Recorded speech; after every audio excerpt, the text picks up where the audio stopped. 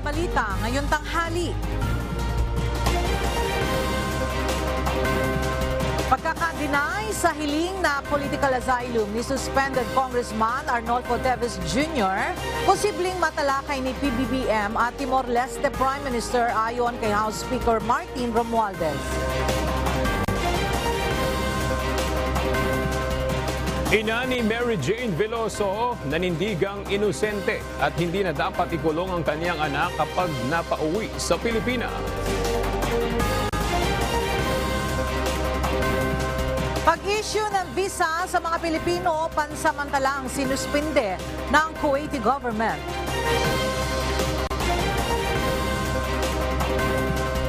Vice President at Education Secretary Sara Duterte itinalaga bilang co-vice chairperson ng NTF-ELCA.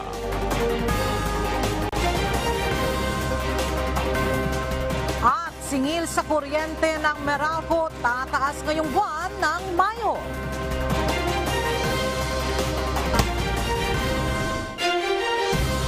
Magandang tanghali mga kasangbahay. Ngayon po ay araw ng Webes, May 11, 2023. At una sa mga balita ngayong tanghali. Sa pagsisimula ng 42nd Association Southeast Asian Nations o ASEAN Summit sa Indonesia kahapon, kabilang sa mga binugsang usapin ni Pangulong Ferdinand Marcos Jr. sa pulo ng ASEAN leaders ang tungkol sa renewable energy at aging population ng rehiyon. Ayon sa Pangulo, tatalakayin rin niya sa ASEAN Summit ang Code of Conduct sa South China Sea. Narito ang report ni Nel Maribuho. Ang pagsasapinal ng Code of Conduct sa South China Sea ang kabilang sa isusulong ni Pangulong Ferdinand Marcos Jr. sa pagpupulong ng Association of Southeast Asian Nations o ASEAN Leaders. Ayon sa Pangulo sa media interview bago ang pagsisimula ng ASEAN Summit, mahalagang mapag-usapan ng COC dahil ito ang magiging susi upang magkaroon ng kapayapaan sa rehiyon, partikular sa South China Sea. When we talk about the issues in the West Philippine Sea, South China Sea, hindi magkakalma yan hanggang meron na tayong Code of Conduct.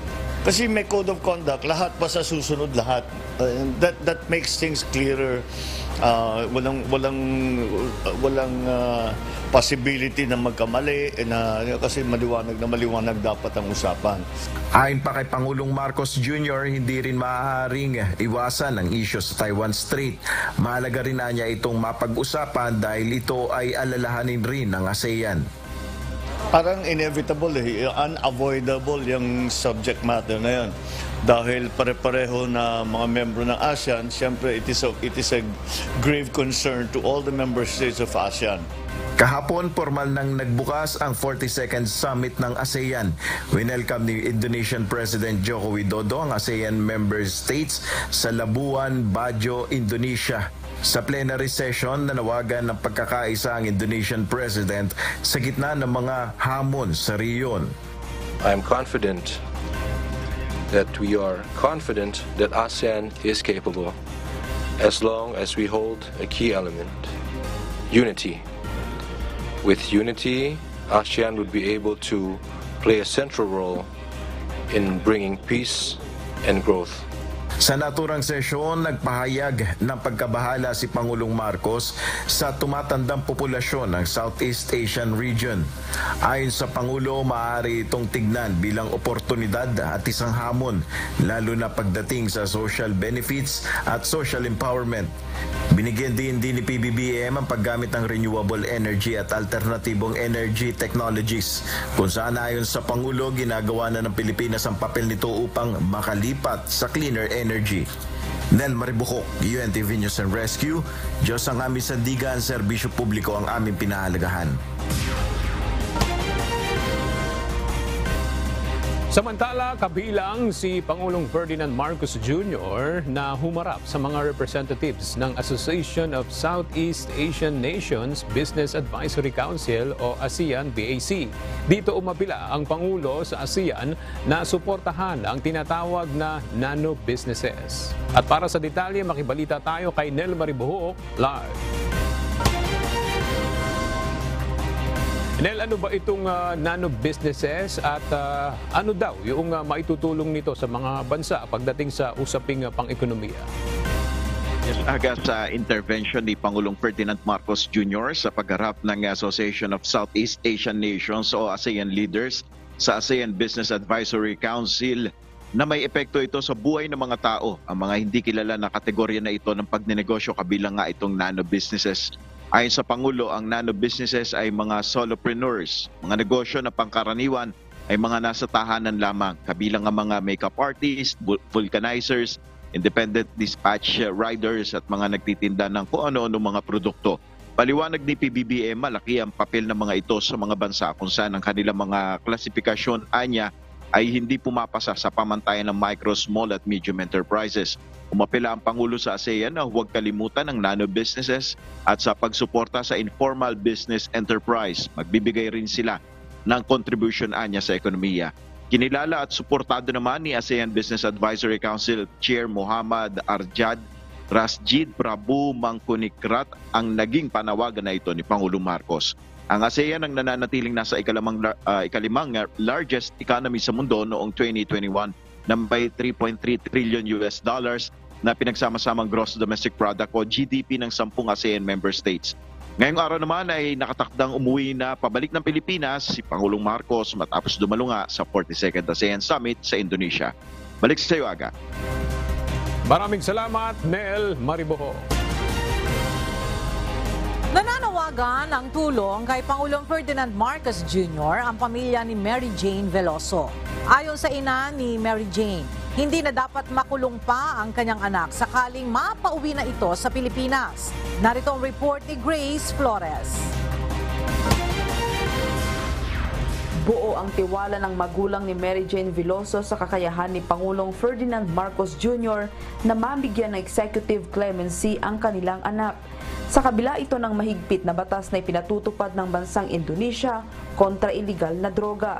Subalit hindi sang-ayon si Celia Veloso, ina ni Mary Jane, na makulong pa ang kanyang anak sakaling payagan na mapauwi na siya dito sa Pilipinas. Ang masasabi ko lang po sa sinabi niya kasi na sila po ang bahalang magparusa dito. Sana naman po, tama na po yung 13 taon na pagkakakulong ni Mary Jane sa Indonesia. Naghirap siya doon ng 13 taon. Tumanda, lumaki yung mga anak niya, nawala si Mary Jane sa piling ng mga anak niya.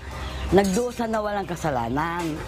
Nakulong noon pang 2010 si Veloso dahil sa drug trafficking charges sa Indonesia. Nakumpiska sa kanyang 2.6 kilo ng heroin sa Yogyakarta, Indonesia.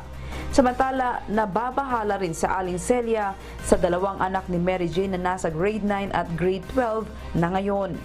Nasisira po ang buhay ng dalawang bata. Yung po isa ayaw na po mag-aral kasi po lagi po silang binubuli. Binata na po, lagi napapatrobol. Dahil sila sabi nila na yun daw nanay nila, adik, yung nanay daw nila, dealer na siya po. Yung nanay nila, bibitay na. Lagi po nakikipagsuntukan yung panganay. Kaya, at saka ayaw na rin po pumasok. Sa huli, may panawagan ang magulang ni Mary Jane kay Pangulong Marcos Jr. Alam po naman namin na yung nga po ang tradisyon sa Indonesia. Pero biktima lang naman po si Mary Jane. At marami po talaga nagipaglaban na talagang si Mary Jane inosente, walang kaalam-alam. Sana naman po lubos-lubosin na po nilang pauwiin. Sana itong taon na ito makapiling na po namin. Bago mawala kami ni tatay, makita po namin makauwi si Mary Jane para meron po kaming pag-iiwanan ng dalawa niyang anak. Grace Flores, UNTV News and Rescue, Diyos ang aming sandigan, serbisyo publiko ang aming pinahahalagahan. Pansamantalang sinuspindi ng Kuwaiti government ang pag-i-issue ng visa sa mga Pilipino na nais magtungo sa kanilang bansa.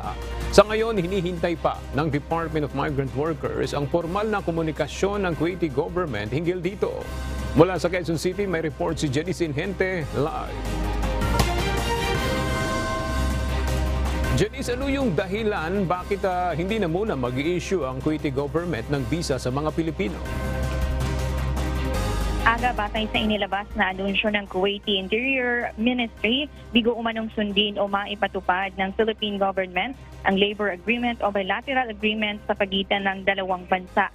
Sa ngayon, nakikipag-ugnayan pa ang Philippine Embassy in Kuwait sa counterpart nito sa Kuwait Foreign Ministry upang kumpirmahin ang nasabing desisyon. Matatandaan na noong buwan ng Pebrero nagpatupad ang bansa ng deployment ban para sa mga first-timer na Filipino domestic workers sa Kuwait kasunod ng nangyari nga pagkasawi ng isang OFW na si Julie Biranara at iba pang mga kaso ng pagmamaltrato sa mga OFWs. Kasunod nito ay nagsagawa rin ng review ang pamahalaan sa ilang labor agreement sa pagitan ng Kuwaiti government. Sa pahayag naman ng inilabas ng Department of Migrant Workers, wala pa rin itong natatanggap na opisyal na komunikasyon sa umano'y pagsuspinde sa pagbibigay ng visa sa gobyerno ng Kuwait para sa ating mga manggagawang Pilipino. Maging ang umano'y naging violation ng Pilipinas sa labor agreement ay wala pa itong detalye. Aga sa ngayon, patuloy pa tayong nakaantabay sa update sa nasabing issue at kung gaano kalaking epekto ito sa mga kababayan nating OFWs. Yan muna ang latest. Balik sa iyo, Aga. Maraming salamat, Jenny Sinhente. Inihinto na ng National Water Resources Board ang pagpapakawala ng tubig mula sa Angat Dam para sa irigasyon. Pag-aaralan naman ng NWRB kung gaano karaming alokasyon ang ibibigay nito sa Metro Manila sa susunod na buwan. Mula sa Quezon City, makibalita tayo kay Ray Pelayo, live. Ray, hindi na ba kailangan ng tubig ng mga sakahan na umaasa sa Angat Dam at saan na sila kukuha ng supply ng tubig? Halos na ani na yung mga palay sa mga sakahan na umaasa sa Angat Dam ayon kay Sevillo David, ang Executive Director ng National Water Resources Board. Kaya ngayong araw ay inihinto nila yung pagbibigay ng tubig para sa irigasyon. Nasa 25,000 hektarya na mga palayan ang umaasa sa Angat Dam sa Bulacan at Pampanga. Pagsapit naman ng Hunyo ay muli magtatanim ang mga ito. At ayon sa NWRB, pag-uusapan pa nila ng National Irrigation Administration kung paano o kung gaano karami ang kanilang ibibigay na alokasyon sa oras na mag-umpisa ng magtanim ang mga magsasaka. Samantala ngayon ay nasa 52 cubic meters per second pa rin ang alokasyon ng tubig sa Metro Manila at mga karatig lalawigan. Ayon sa NWRB, pag-uusapan pa ng board kung gaano karaming tubig ang ilalaan nila para sa domestic use sa susunod na buwan. Noong nakaraang buwan ay dinagdagan na ang alokasyon para masolusyonan ang mga insidente ng water service interruption ng Maynilad. Sa ngayon patuloy na bumababa ang level ng tubig sa Angat Dam. Kaninang 6 a.m. ay nasa 193.3 meters ito, na mas mataas pa ng halos 8 metro kumpara sa rule curve o normal na level sa ganitong panahon. Paalala pa rin ng NWRB sa publiko na magtipid ng tubig at kumpunahin ang mga may tagas na tubo. Samantala, bukas naman ay magsasagawa ng groundbreaking ceremony ang NWSS sa Angat Water Transmission Improvement Project sa Bigtinor, Sagaray sa Bulacan. Ang tunnel number 5 ay nagkakahalaga ng mahigit sa 3 bilyong piso na pagtutulungan ng Maynilad at Manila Water. May diametro itong 4.30 meters at may habang 6.4 kilometers. Magdadala ito ng 1.6 billion na litro ng tubig kada araw mula sa Ipo Dam hanggang sa Bigte Basin.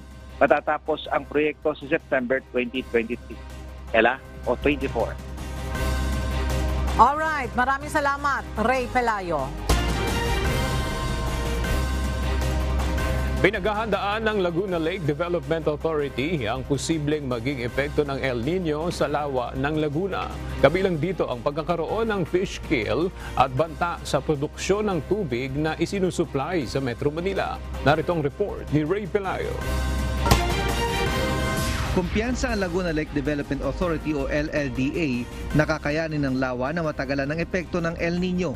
Ang Laguna Lake ang isa sa pinagkukunan ng tubig ng mga konsesyonaryo para mag-supply ng domestic water sa Metro Manila. Kung volume ang pag-uusapan natin, malaki ang volume ng Laguna de Bay water. At its worst, ang water volume inside the lake is 2 billion liters. Pero ang isa na maaaring maging hamon kapag tumagal ang mainit na panahon, paigtingin ng El Nino ang pagdami ng blue-green algae o LIA. Ayon kay LLDA Department Manager 3, June Paul Mistica, kapag kumapalang liya ay magiging banta ito sa produksyon ng tubig. Pag ito'y dumami at pumunta doon sa abstraction point ng Maynila or Manila Water, delikado rin ito sa domestic water supply. Kasi isa sa pinakamahirap i-treat na water quality ay yung chloride content. Nangyayari ang pagdami ng algae sa kanlurang bahagi ng lawa sa bandang Muntinlupa. Ayon naman sa Maynilad, may mga ginawa na silang paraan para maiwasang maapektuhan ang kanilang produksyon. Some of these include yung ating pag-install ng ilang units kapit sa ultrasonic algae control equipment sa iba-ibang bahagi ng Laguna Lake. Ang purpose ng equipment nito ay ma-monitor at ma-manage yung pagdami ng algae concentrations in portions of Laguna Lake. Ayon kay Engineer Mystica, makaapekto rin sa produksyon ng tubig kapag bumaba naman ang level ng tubig sa Laguna Lake at pumasok ang tubig mula sa Manila Bay. Pero base sa kasaysayan, hindi pa nasagad ang tubig sa lawa. Samantala, isa pa sa posibleng maging epekto ng pagkapal ng algae ay fish kill. Kapag namatay ang liya, ay magiging kaagaw na ito ng mga isda sa oxygen. Nagkakaroon ng fish kill kasi ang nagdidepend sa oxygen ay yung isda rin at saka itong pagkabulok ng blue-green algae. So yun ang isang malaking threat. Panawagan naman ng Bureau of Fisheries and Aquatic Resources, huwag masyadong damihan ang aalaga ang isda sa mga fish pond at fish cages. So huwag po tayo mag-overstocking kasi nandiyan na nga, may pinapalamba na tayong pagtaas ng temperatura, may algal bloom. Tapos yung paghuhulog pa natin ng similya sa ating mga fish cages at fish ponds ay sobra-sobra, mas magre-resulta ito doon sa pag-aggravate ng situation at posible na magkaroon ng fish mortality. Ayon sa LLDA, sa Laguna Lake nanggagaling ang nasa 80% ng supply ng isdang bangus at tilapia para sa Metro Manila. Pero ayon sa BIFAR, kung sakali mang maapektuhan ng mga isda sa lawa, ay may mapagkukunan naman sa Northern at Central Luzon maging sa Taal Lake. Magpapakalat naman ang LLDA ng mga solar paddle para bulabugin ang tubig kapag dumadami na ang mga liya. Sa ngayon ay nasa 9,000 hektarya na lamang ang nasasakop ng baklad sa lawa mula sa dating 15,000 hektarya. Samantala, nagagamit din ang tubig mula sa Laguna Lake sa pagpapatakbo ng hydropower plant sa pamamagitan ng Caliraya Dam sa Laguna. Patuloy naman ang isinasagawang tree planting ng LLDA sa mga watershed sa palibot ng Laguna Lake.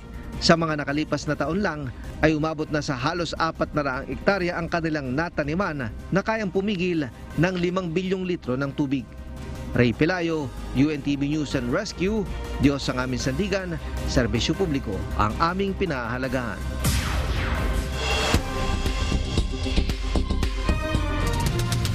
Roundup Balita. Bad news po para sa mga customer ng Meralco dahil tataas ang singil sa kuryente ngayong buwan ng Mayo. Sa abiso ng Meralco, tataas ng 0.176 per kilowatt-hour ang singil sa kuryente ngayong buwan dahil sa mataas na generation charge. Nangangahulugan ito na madadagdagan ng 35 pesos per kilowatt-hour ang babayarang bill sa kuryente para sa mga kumukonsumo ng 200 kilowatt-hour sa isang buwan. 53 pesos kung 300 kilowatt-hour, 70 pesos kung 400 kilowatt-hour at dagdag na 88 pesos kung 500 kilowatt-hour ang buwanang konsumo sa kuryente. Nakapagtala ang Pilipinas ng 6.4% economic growth o paglago ng ekonomiya sa unang 3 buwan ng 2023. Ito ay batay sa datos na inilabas ng Philippine Statistics Authority.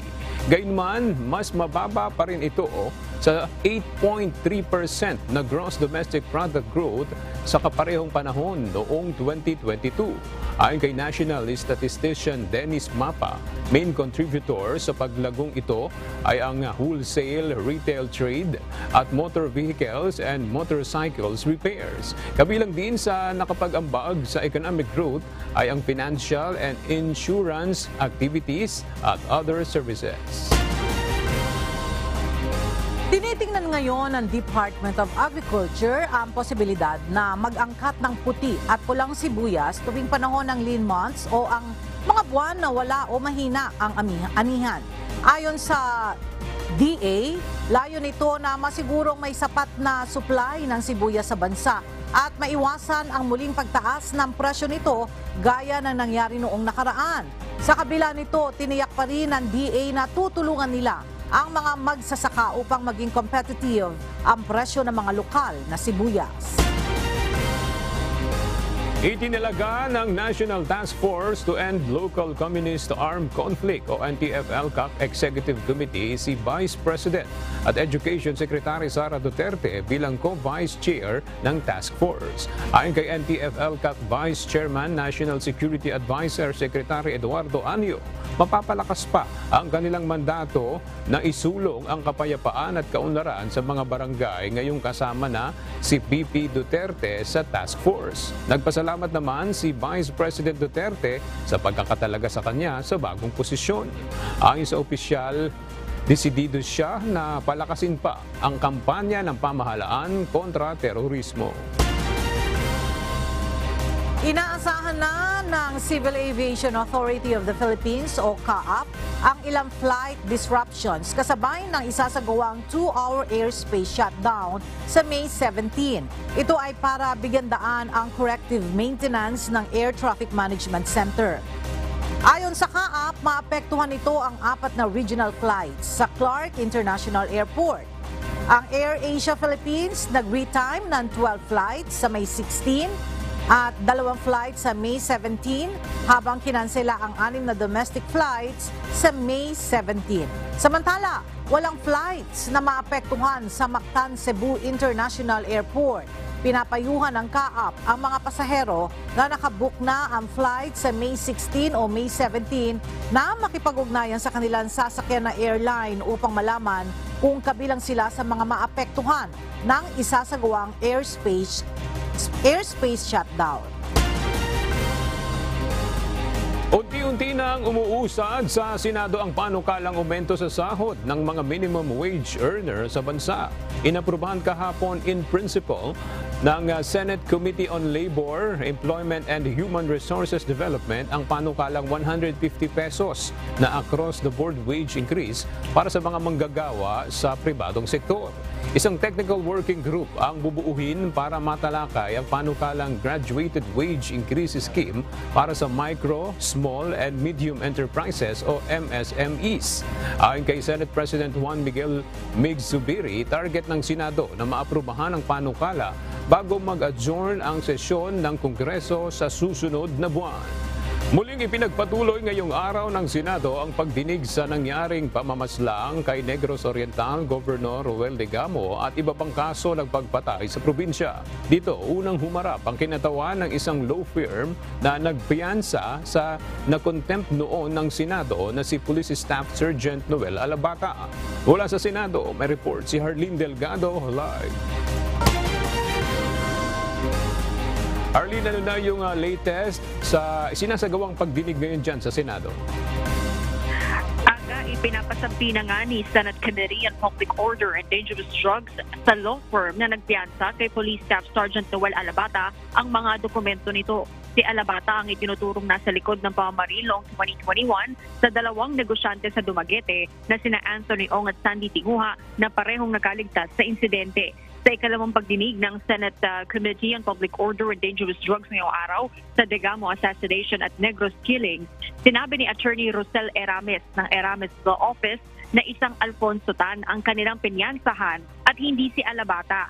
Nalaman na lamang umano nila na si Alabata ang mismong pulis matapos ang naging pagdinig ng Senado. Kinuha na rin umano ng nanay ni Alabata ang lahat ng records nito sa kanilang opisina noong nakaraang linggo. Pero hindi makapaniwala si Senator De La Rosa na naloko ang law firm ng isang pekeng pangalan at identity. The accused also was not presented to us in person kasi he was hospitalized daw. So there was no way for us to know kung ano po talaga yung itsura niya. We knew later on nga ibang tao po pala. So hindi na po namin alam kung paano po nila nagawa yun. You're performing your law profession in that case. Tapos magpaloko ka lang sa maling identity. Talagang mockery of the justice system yung nangyari dahil nga talagang binail out ninyo yung tao na hindi pala siya yun. Inatasan din ng senador ang abogado na imbitahan ng kanyang ama na siya mismong nagbayad ng piyansa kay Alabata. Pero ayon sa byuda ni Governor Degamo na si Pamplona Mayor Janice Degamo, abogado umano ng mga Teves ang mga Erames.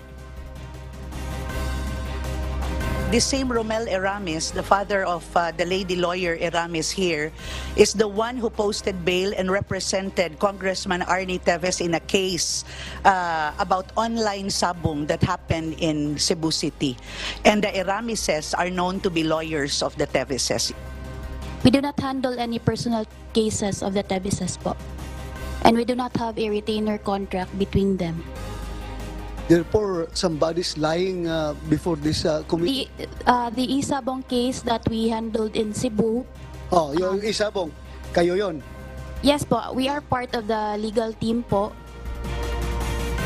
Agad sa ngayon, nagpapatuloy pa yung pagdinig ng Senate Committee on Public Order and Dangerous Drugs kung saan natalakay din ang kaso ng pagpatay sa radio journalist na si Rex Cornelio noong 2020.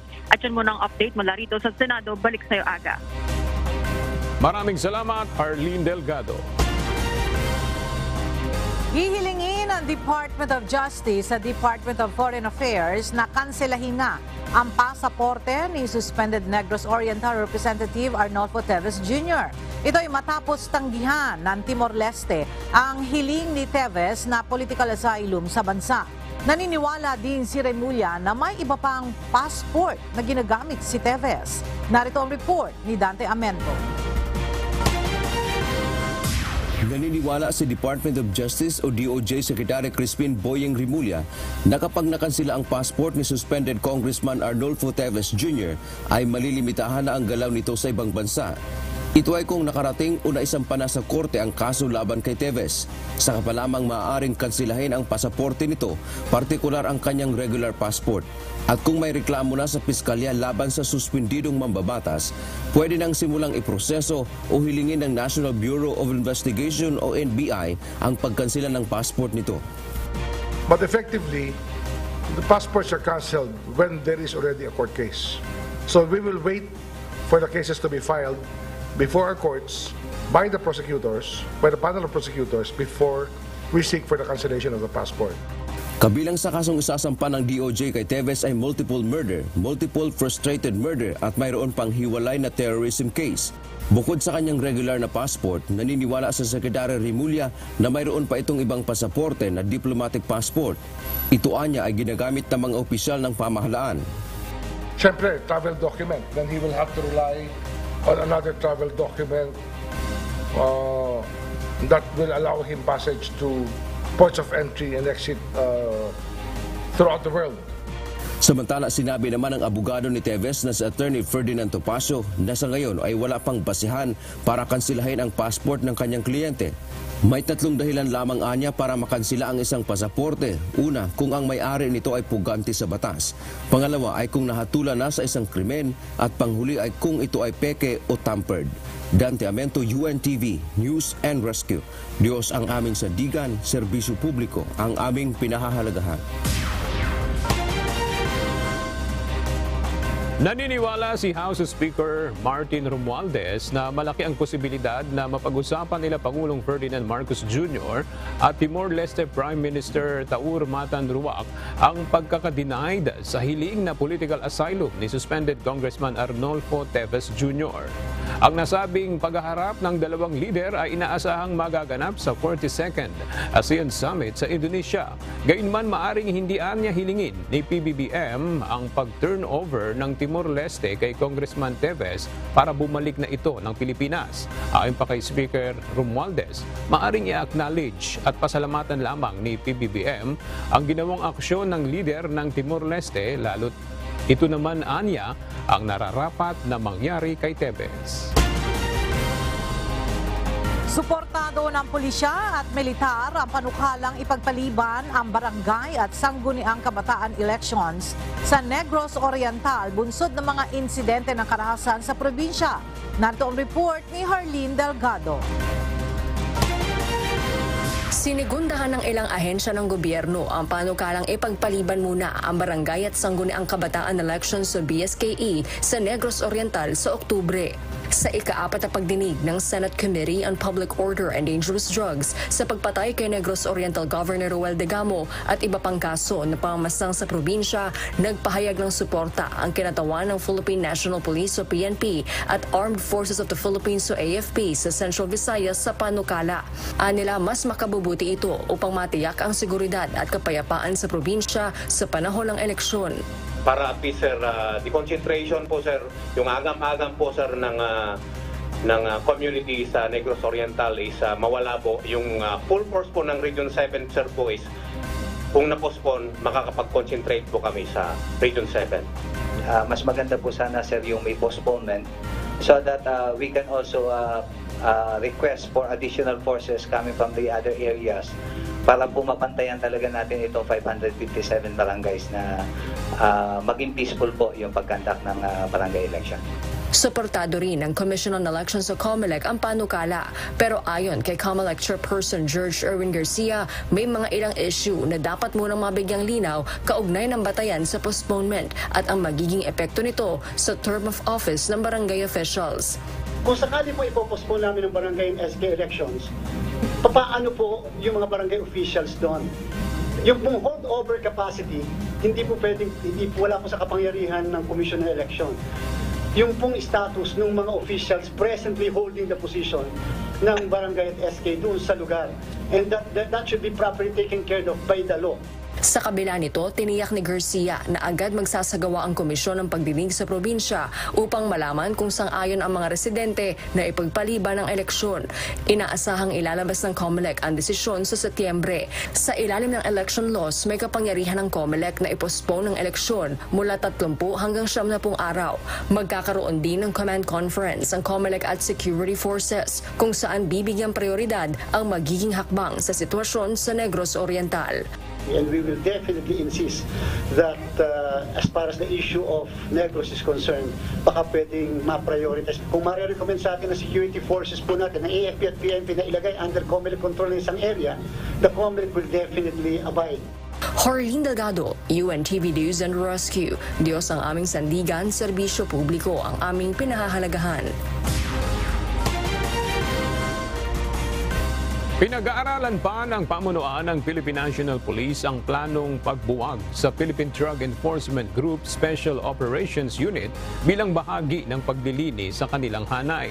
Ayon kay PNP Chief Police General Benjamin Acorda Jr., inaalam pa nila ang pros and cons nito sa operasyon ng pambansang pulisya laban sa illegal na droga. Ang detalye sa ulat ni Lea Ilagan. Naglinis na ng kanilang hanay ang Philippine National Police Drug Enforcement Group o PNP-DEG. Sa nasa 1,304 na tauhan ng PDEG, 77 na ang naalis sa pwesto. Ayon kay PDEG Deputy Director for Administration, Police Colonel Marlo Martinez, malaking kawalan kung bubuwagin ang Special Operations Unit. Ito ay dahil mawawala ng tao ang mga rehiyon. Mangyayari kasi, pag dinisolve natin yung SOUs, lahat tayo back to barracks. Parang yung term natin na back to barracks. Ibig sabihin, lahat sila pupunta na dito. And from here, kung may operation tayo sa malayong lugar, ang galing dito, ang information, nakakopla na lahat yan, nakasala na yan, pupuntahan ng PDEG yan for operation. And siguraduhin natin na high-value individuals yung ano. Ibig sabihin, yung control ng headquarters, nandito. We need really to study it. But the direction is if we will be agreeable with the other minds na makukonsulta natin is based on co-plan na lang natin ng operations. Magbabatay na lang aniya sa case operational plan ang magiging trabaho ng mga tauhan ng PDEG at pawang mga high-value target na lamang ang kanilang huhulihin. So kung from here yung tropa natin na magtitira lang talaga sa HVI, yung tinatawag nating high value target, and lahat is co-plan based, then it follows na madaling i-control kasi alam ang operation, galing dito ang information, nakasala na lahat, and before aalis, kontrolado ng higher commands. Sinabi naman ni Chief PNP, Police General Benjamin Acorda Jr., na pag-aaralan pang mabuti ito at ikukonsidera ang lahat ng mga natatanggap na suhestyon. That will be the subject of discussion ng aming grupo. And then with regards to the naming and renaming, it's all the same. What we want is yung concept talaga ng pag-conduct ng operation and how they will implement their job. We will come with the final decision on that. Ang paglilinis sa hanay ng PIDEG ay bunsod na rin ng pagkakasangkot ng mga tauhan nito sa kontrobersya ng 990 kilos ng shabu na nakumpiska sa Maynila noong October 2022. Leia Ilagan, UNTV, News and Rescue. Diyos ang aming sandigan, serbisyo publiko ang aming pinahahalagahan. Nasabat ng Interagency Drug Interdiction Task Group sa Central Mail Exchange Center sa Pasay City ang opium poppy buds na nagkakahalaga ng nasa 1 milyong piso. Ang opium ay isang uri ng iligal na droga. At para sa iba pang detalye, alamin natin yan mula kay Leia Ilagan, live. Leia, may naaresto bang suspect at saang bansa daw ito galing? Magandang tanghali sa iyo, Ella. Arestado ng mga tauhan ng PNP Drug Enforcement Group at PIDEA ang consignee na isang Indian national na nakilalang si Amandeep Singh na nakatira naman sa Dasmariñas, Cavite. Ang parcel ay pinadala ng isang Samit Singh mula sa bansang Spain. Ayon sa PIDEG, nasa 5 kilo na nagkakahalaga ng 1 milyong piso ang opium poppy buds na idiniklarang mga cornflakes cereal. Nagkumpiska rin mula sa consignee ang isang cellular phone, gayon din ang ID nito na siyang gagamitin sana sa pag-claim ng naturang bagahe. Si Singh ay nasa kustodiya na ngayon ng Philippine Drug Enforcement Agency at nahaharap sa patong-patong na kaso. Balik sa iyo, Ella. Alright, maraming salamat, Leia Ilagan. Kasalukuyang iniimbestigahan ngayon ng Komite sa Mababang Kapulungan ng Kongreso ang issue hinggil sa nangyaring brownout sa Terminal 3 ng Ninoy Aquino International Airport noong May 1. Samantala, sunod ring diringgin ng mga mambabatas ang kinakaharap ng problema ng Land Transportation Office kaugnay naman sa kakulangan ng plastic cards. Mula sa House of Representatives, humingi tayo ng update kay Eileen Cerudo live.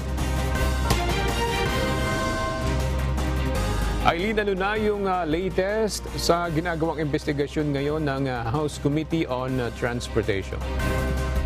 Yes, aga una nga tinalakay ng House Committee on Transportation ng voto proprio inquiry sa Labor Day power shutdown sa Ninoy Aquino International Airport o NAIA Terminal 3. Ayon nga sa mga mababatas, nakakadismaya na nagkaroon na naman ng power outage sa airport terminal ng bansa, gayong nagkaroon na ng power outage noong Enero. Base nga sa inisyal na investigasyon ng Department of Transportation, nagkaroon ng problema sa circuit breaker kaya nagkaroon ng surge na nauwi sa power shutdown. Ipinlisenta naman ng Manila International Airport Authority o MIAA ang kanilang hakbang upang maiwasan ang ganitong sitwasyon. Kasama na sa short-term solution ang pagkakaroon ng 3 generator sets at i-automate ang automatic transfer switch o ATS upang mabawasan ang power delay. Dagdag pa ng MIAA, kasalukuyan na rin sinasagawa ang full electrical audit para makita pa kung ano ang pwedeng i-improve sa electrical system ng airport terminal. Nasa long-term solution naman ng MIAA ang pag-design ng roadmap upang mas maging maayos ang operasyon sa mga terminal. Mahigit 7,000 pasahero ang apektado ng magkakansela o madelay ang flight sa NAIA Terminal 3 noong Mayo 1 dahil sa power outage. Samantala, aga, susunod namang tatalakayin ng House Committee on Transportation ang kakulangan sa plastic cards na gagamitin sa driver's license. At yan muna ang latest. Balik sa iyo, aga. Maraming salamat, Eileen Cerudo. Sinampahan ng Bureau of Internal Revenue o BIR ng reklamo ang isa nilang tauhan dahil sa umano'y pagmamanipula ng sales machines. Mula sa Maynila, kumuha tayo ng karagdagang detalye kay Dante Amento live. Dante, magkano daw ang nawalang revenue o kita ng pamahalaan dahil sa modus na yan? Ela, sa pahayag ng Bureau of Internal Revenue o BIR, aabot sa 6.4 billion pesos ang revenue loss o nawawalang kita ng pamahalaan. Kaninang umaga ay formal nang nagain ng reklamo sa Department of Justice o DOJ ang BIR sa pangunguna ni Commissioner Romeo Lumagi Jr. Laban ito sa may-ari ng isang software management firm na Base Byte Management and Consultancy Services na nag-ooperate sa Bicol. Ayon sa BIR, nagmamanipula ito ng sales machines at ang asawa ng may-ari ng negosyo ay isang empleyado ng BIR na kinilalang si Aldwin Base. May software na ini-install sa tinatawag na Point of Sales Machine o POS kung saan ang ilan sa mga benta ay hindi nare-record o kaya nabubura. Paglabag sa Section 264B ng National Internal Revenue Code, ang inihain ng BIR o Installment of Sales Suppressing Device. Ayon pa kay Commissioner Lumagi, tinanggal na niya sa pwesto ang nasabing empleyado. Babala naman ang kawanihan sa kanilang mga empleyado na maaaring sangkot sa ganitong kalakaran at iba pang illegal na gawain na tiyak na tatanggalin sa pwesto. Yan ang ating balita mula sa Maynila. Balik sa iyo, Ella. Maraming salamat, Dante Amento. Kasabay ng ika-111 anibersaryo ng pagkakatatag ng Land Transportation Office, nagsagawa ngayon ang ahensya ng rollout ng libreng pag-aaral ng Theoretical Driving Course o TDC sa kanilang mga opisina. Mula sa Quezon City, alamin natin ang detalye kay JP Nunez live. JP, paanong pwede makakuha ng libreng TDC yung ating mga kababayan at hanggang kailan naman yan tatagal? Aga dito sa LTO Central Office, mayroon silang isinagawang pre-registration na nauna ng maisagawa. Sila yung mga kukuha ng student permit kung saan requirement na magkaroon ng certificate ng Theoretical Driving Course o TDC. Kung sino yung naka-attend ngayong araw, sila lang rin yung a-attend sa pagpapatuloy ng session bukas para makumpleto yung 15 hours na TDC requirement. Sa ibang mga probinsya, nagsagawa naman ng information drive sa pamamagitan ng social media pages ng LTO para sa nais mag-avail nitong libreng TDC. 2 araw na magsasagawa ng libreng TDC ang LTO bilang bahagi nga ng kanilang ika-111th na founding anniversary. Mula yan ngayong araw, May 11 at hanggang bukas, May 12. Ayon kay LTO Chief Assistant Secretary J.R. Tugade, batid ng ahensya na mayroong mga Pilipino ang nahihirapang makakuha ng driver's license dahil sa bayad sa TDC. Kaya naman nagsagawa sila ng nationwide rollout ng libreng TDC para makabawas sa gastos ng mga kukuha ng lisensya. Sa ngayon, 1,000 pesos ang maximum fee ng TDC sa mga driving institutions. Ayon sa LTO, pasimula pa lang ito dahil sa susunod ay magsasagawa na sila ng buwanang pagtuturo ng theoretical driving o ito ngang TDC. Nagpaalala naman muli ang ahensya sa publiko na magtanong lamang sa mga otorisadong opisina ng LTO para sa pagkuha ng driver's license upang hindi mabiktima ng mga fixer. Yan muna ang ating latest live mula dito sa Quezon City. Balik sa iyo, Aga. Maraming salamat, JP Nunez. Malapit na ring masimulan ang pagsipsip o siphoning sa natitirang langis mula sa lumubog na barko na pinagmulan ng oil spill sa Oriental Mindoro. Uunahin namang mabigyan ng claim sa mga apektadong residente sa mga bayang lifted na ang fishing ban. Narito ang report ni Ryan Lacanlale. Sa susunod na buwan pa, inaasahang darating sa bansa ang barko na magdadala ng equipment na gagamitin sa pagsipsip ng natitirang langis sa lumubog na MT Princess Empress sa Oriental Mindoro. Sa isang text message ni Governor Homerlito Dolor sa UNTV, sinabi nitong ang biyahe ng barko mula sa country of origin nito ang nagpapatagal kaya aabutin ng halos 1 buwan bago ito makarating sa bansa. Inaasahang pagdating sa Oriental Mindoro ay agad nang sisimulan ang proseso ng siphoning o pagsipsip sa natitirang langis para tuluyan ng matapos ang problema sa oil spill sa lugar. We are expecting that by the first week of June, nakapagsimula na silang mag-siphon. Hopefully by the time, tuloy-tuloy na po ito kung napatapos. Samantala, umabot na sa mahigit 3,100 ang nagsumite ng claims form sa mga kababayan nating apektado ang kabuhayan dahil sa oil spill. Karamihan dito ay mga mangingisda, fish vendor at mga may kinalaman sa turismo ang kabuhayan gaya ng mga tourist guide at mga resort owner. 4 na bayan na ang napuntahan ng claims caravan, kabilang na ang Nauhan, Pinamalayan, Baco at Calapan City. Ngayong lifted na ang fishing ban sa 7 munisipalidad ng probinsya. Uunahin muna ng claims caravan ang mga bayan gaya ng Bungabong, Rojas, Mansalay at Bulalakaw. They will proceed to the southernmost part of the province. Kasi ang order ko ngayon, unahin na yung mga lifted na ang fishing ban. Kasi yun, ito pwede rin ng actually. Kasi tapos na yung fishing ban. Inaasahang bago matapos ang Mayo ay uumpisahan na ang claims caravan sa mga bayang ito hanggang buwan ng Hunyo at Hulyo. Ryan Lacanlale, UNTV News and Rescue. Diyos ang aming sandigan, serbisyo publiko ang aming pinahahalagahan.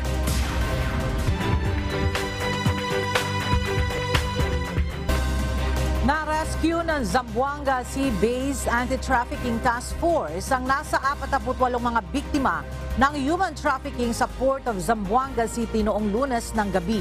9 sa mga na-rescue ay pawang mga menor de edad. Nailigtas ang mga ito habang sila ay pasakay na ng bangka sa isang private wharf sa Barangay Baliwasan. Ayon sa PNP, bibiyahe na sana patawi-tawi ang mga biktima papunta sa Malaysia pero wala silang kaukulang mga dokumento. Pahayag umano ng mga biktima, hinire sila para magtrabaho doon kasama ng kanilang coordinator. Gayunman, nahuli sila ng mga otoridad matapos na makatanggap ng intelligence report. Nasa pangangalaga na ng Department of Social Welfare and Development ang mga biktima. Naniniwala ang Kamalig Local Government Unit sa Albay na sa pamamagitan ng kanilang Local Economic Development and Investment Promotions ay malaki ang maitutulong nito sa kanilang lugar lalo na sa mga magsasaka na umaasa sa cacao production at fermentation. Ayon sa ilang opisyal, bumuo na sila ng mga estratehiya para masiguro ang pinakamataas na halaga at kalidad ng mga produkto bago ito dalhin sa mas malalaking merkado. Mula sa Albay, may report si Alan Manansala live. Alan, bakit cacao ang nais pagtuunan ng pansin ng lokal ng pamahalaan dyan sa Kamalig, Albay? Yes, Ella, ayon kasi sa opisyal ng lokal na pamahalaan ng Kamalig, sustainability ng mga agricultural products at makikilala ang mga ito sa mainstream sa social media at mas malaking merkado. Sa kanilang vision na Act Local, Think Global, ang mga manggagawa ng Mayon Gold Chocolate ay gumagawa ng mga inobasyon sa pagkain sa pamamagitan ng mga craft chocolate mula sa balat ng cacao.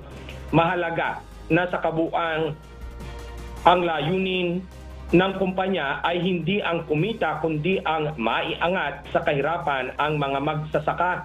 Tinitingnan ng lokal na pamahalaan ng Kamalig Albay ang produksyon ng kakao bilang isang umuusbong na pag-unlad sa ekonomiya at turismo na magbibigay ng maraming oportunidad sa mga lokal na magsasaka. Sinabi ni Tim Flores, Kamalig PIO Chief, na nais ng LGU sa pamamagitan ng Municipal Tourism and Cultural Heritage Office na maisama ang Morava Foundation Cacao Fermentation Facility sa Barangay Suwa sa itinerary at tour packages para sa mga international visits at educational tours. Maaaring maipamalas ng naturang pasilidad ang kanilang produkto sa ang premium dark chocolate na tinatawag na Mayon Gold Chocolate, kabilang na ang proseso ng fermentation. Kahapon, Ella, binisita ni Mayor Carlos Erwin Baldo Jr. ang Morava Foundation at sinabing ito ay nakakatulong sa mga magsasaka, partikular na ang mga mula sa Kamalig at kalapit nitong bayan na sa Ginubatan. Nagdadagdag na ang foundation o nadadagdagan ang kita ng foundation ng mga magsasaka sa pamamagitan ng paggamit ng kanilang mga produkto sa mga manufacturing processes.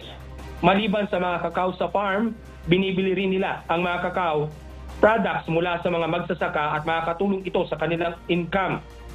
Ela, matatagpuan ang fermentation facility. Ang farm factory ay nasa loob ng 26,253 metriko kwadradong lugar, at ang chocolate laboratory naman ay nasa katabing 80 metro kwadrado lote ng naturang bayan. Yan muna ang latest live mula dito sa Albay. Balik sa iyo, Ella. Maraming salamat, Alan Manansala.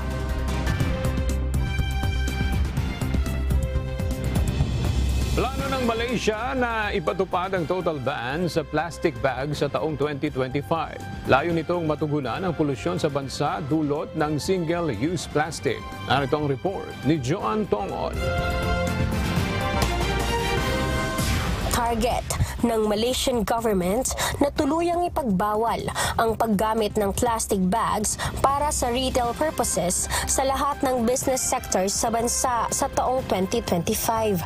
Batay ito sa Minister for Natural Resources, Environment and Climate Change, Nick Nazmi Ahmad.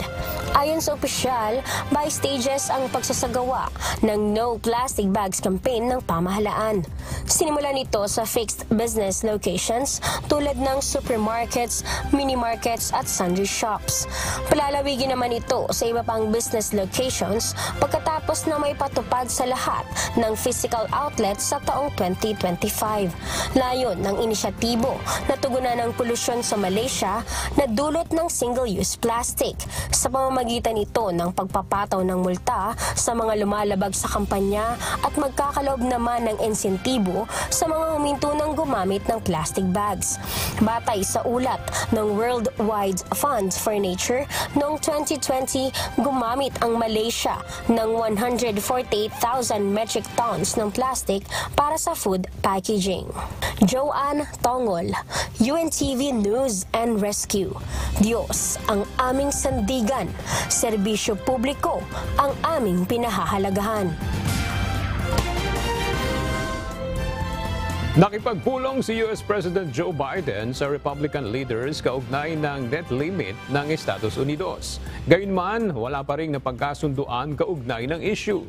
Ang detalye sa ulat ni Noni Ramos.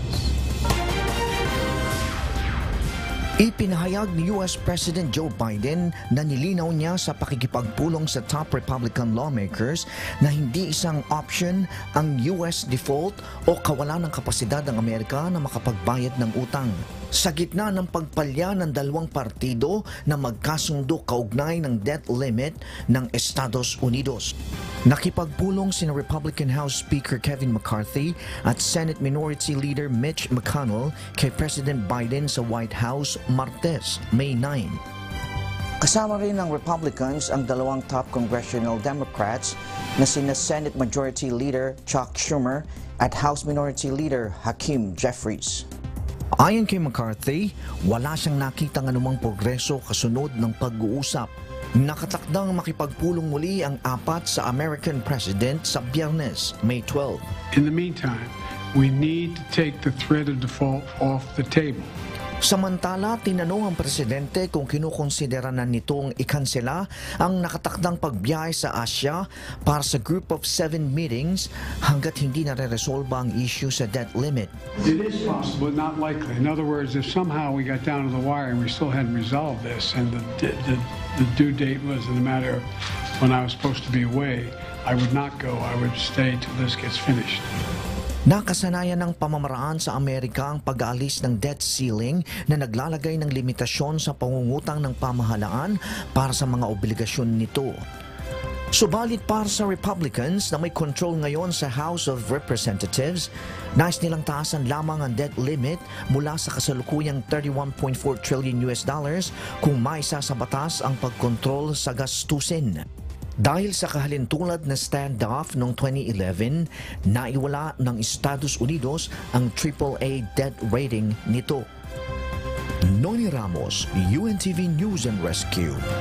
Diyos ang aming sandigan, serbisyo publiko ang aming pinahalagahan.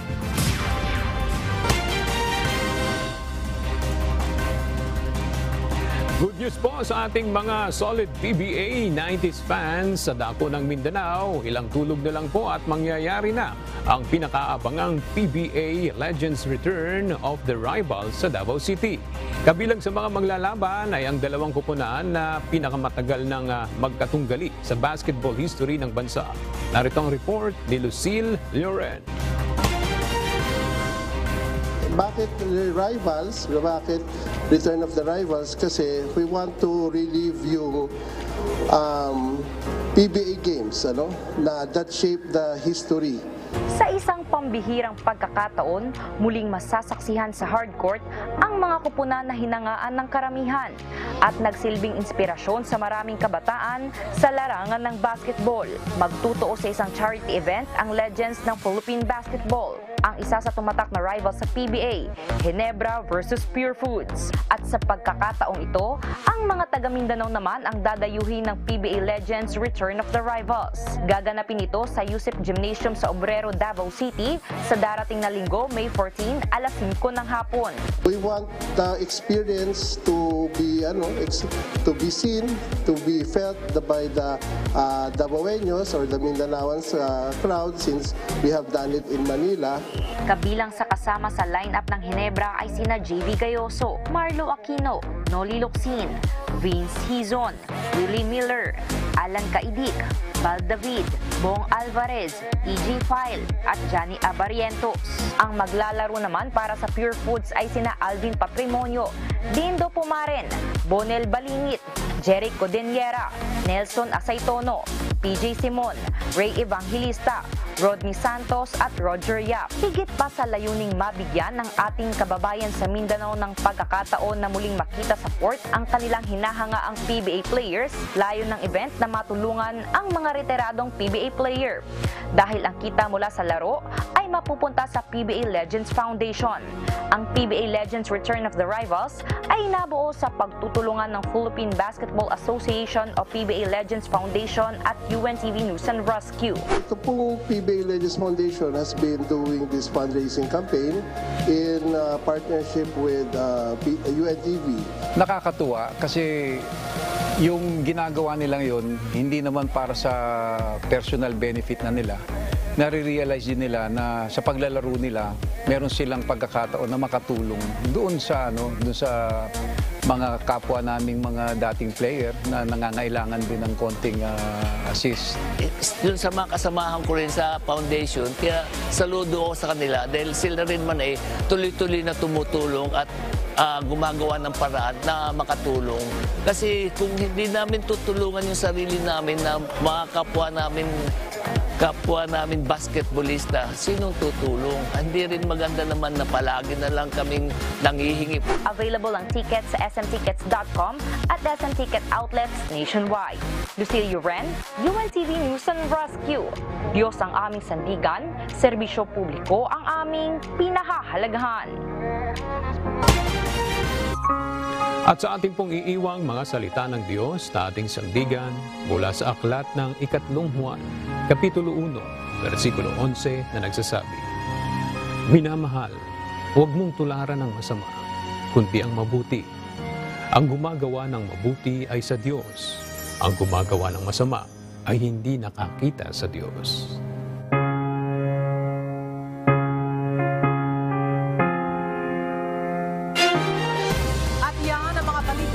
Tinutukan at inaksyonan dahil sa aming pagbabalita, una ang pagkalinga sa kapwa. UNTV News, may balita saan mang panig ng daigdig. At dito sa UNTV, Diyos ang aming sandigan, serbisyo publiko ang aming pinahahalagahan. Magandang tanghali.